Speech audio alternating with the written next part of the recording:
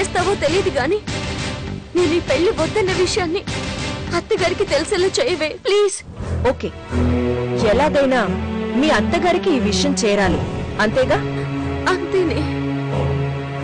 అందుకు నువ్వేం చేసినా నాకు అభ్యంతరం లేదు. ఆ మాట మీదే ఉంటావుగా?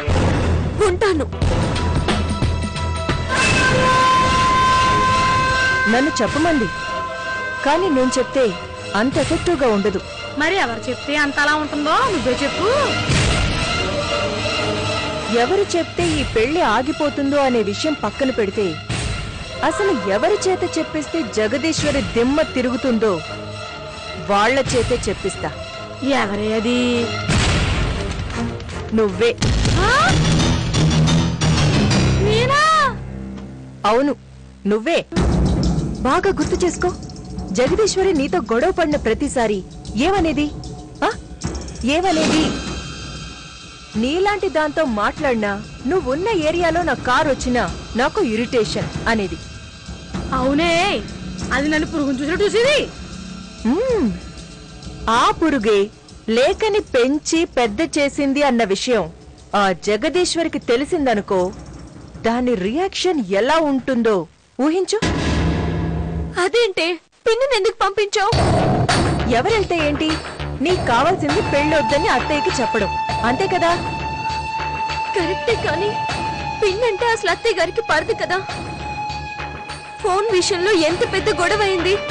ఆ తర్వాత అత్తయ్య గారు పిన్ని గురించి అమ్మా నాన్నల్ని అడిగితే ఊరు నుంచి పంపించేశామన్నారు.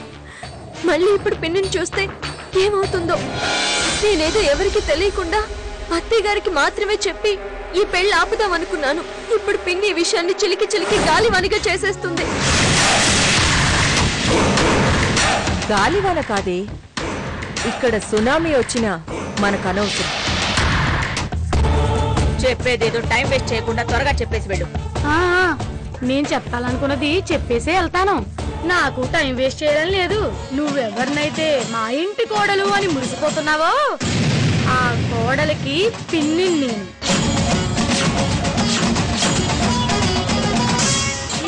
ఏమన్నారు జగదీశ్వరి దేవి గారు? అసలు నాలాంటి తిరిగే రోడ్లపైకే మీ కారు రాకూడదన్నారు.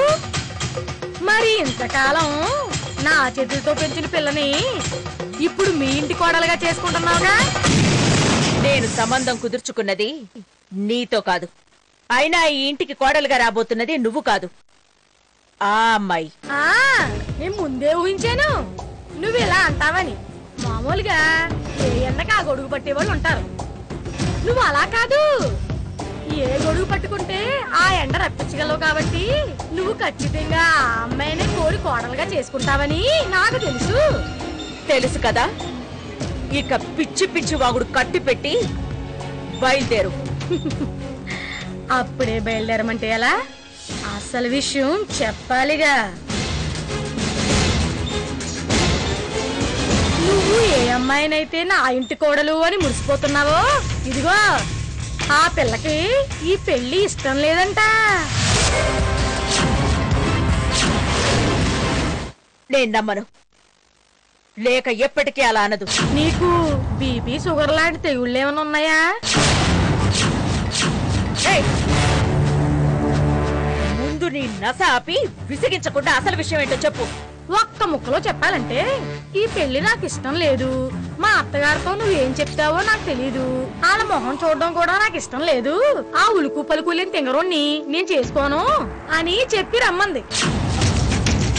నా మాట మీద నమ్మకం లేకపోతే మీరే నేరుగా అడిగి తెలుసుకోండి.